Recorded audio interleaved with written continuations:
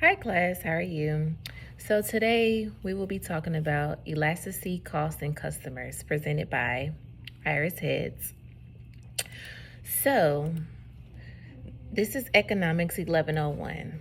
So based on my reading in chapter 5, elasticity in the article above, the primary factor that determines how firms can pass on costs or retain shares from sales of a product when a key input prices fluctuate is price elasticity on demand. This concept measures the responsiveness of the quantity demanded of a product to change in its price. Conducting pricing experiments or surveys, firms can gather information on how sensitive consumers are to price changes. So the question was, what factor would you think determines how a firm can pass on cost or retain profit shares from sales of a product when a key input prices and fluctuate? So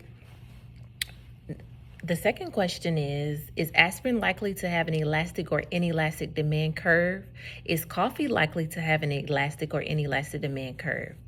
Aspirin is likely to have an elastic demand curve. Aspirin is often used to manage pain, is a fever reducer, prevent heart attacks. So necessities tend to have an inelastic demand because consumers will purchase them even if prices increase. While there are other pain relievers available, the properties and benefits of aspirin is somewhat unique. Coffee tends to be an inelastic demand curve because the demand for coffee is unimaginable. 90% of the people have to have their coffee. It's just like an everyday routine. So many people drink coffee daily and consider it a routine. It's a part of their lifestyle. It's an addiction. It's a dependency. They depend on it. So that's why it would be more of an elastic demand curve, in my opinion. And also, which demand curve, elastic or inelastic, is more beneficial to consumers in terms of price and decrease, and why?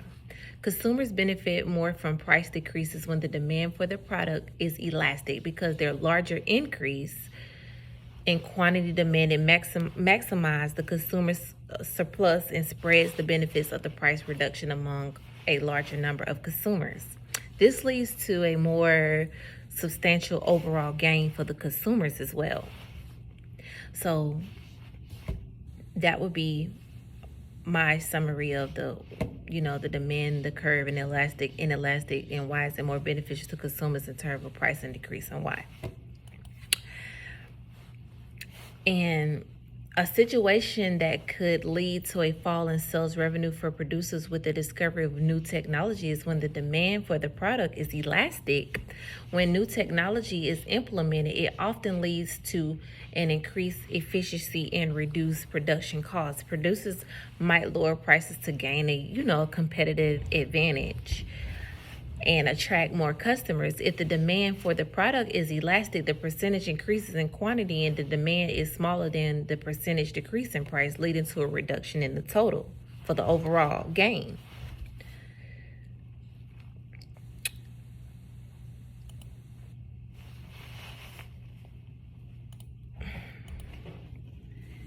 So the agriculture. In the case of a surge in production when inelastic demand, prices will fall significantly, while the quantity demanded will increase only slightly. The price drop can adversely affect the farmer's income and may require market interventions to stabilize the sector of the agriculture of the what would the benefits be, as far as like the drought, or if the agriculture, if there is it'll be like a stabilize the sector. So that is what I came up with. I also have like categories. You list the categories of like the farmers, the agriculture, whatever the case may be, and then you do like the supply and demand.